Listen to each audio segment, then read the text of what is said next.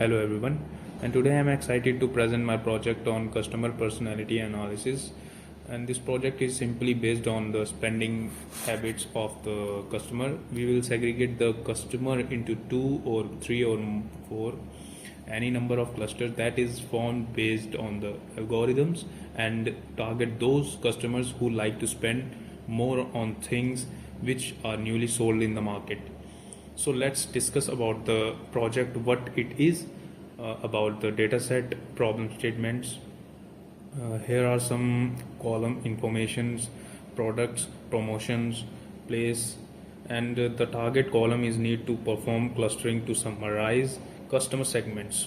Here I have imported the libraries, that is the datetime library, pandas library, numpy library, seaborn, and matplotlib.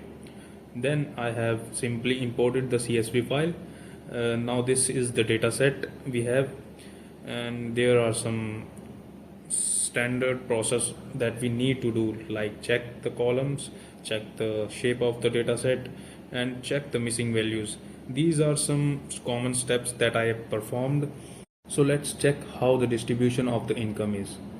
So we can see the data in left skew, that is not evenly distributed. Most of the population have low or more mean income, and so we can replace the missing value with median. And here we are checking the how many unique values are there. Then I performed the univariate analysis. In this I have performed like each and every column. Number one is analysis on year birth variable. Year birth is customers DOB or date of birth. We have defined a function which we have plotted a bar plot.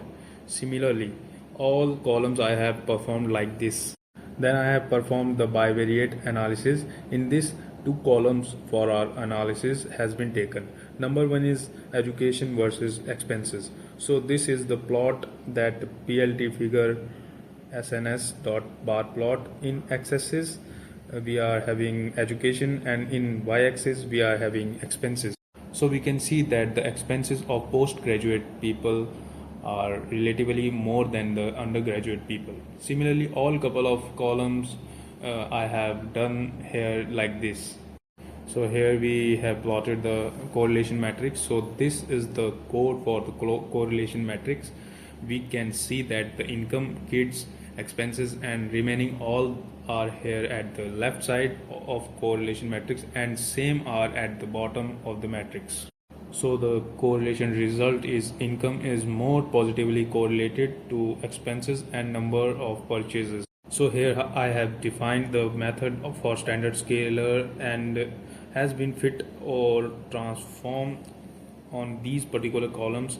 So after that the data set looks good. Then we have performed the pre-processing on these columns.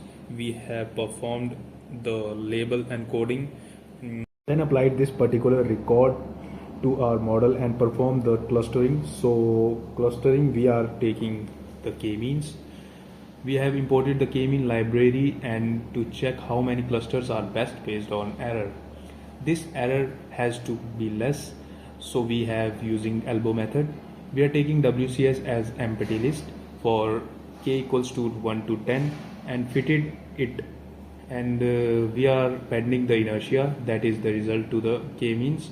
So we are taking cluster equals to 2 and performing the predict method. Here is the distribution of the clusters.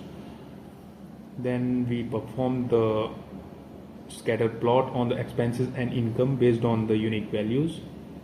So we can see that the person who likes to spend more, whose expenses are more, are falling in this cluster.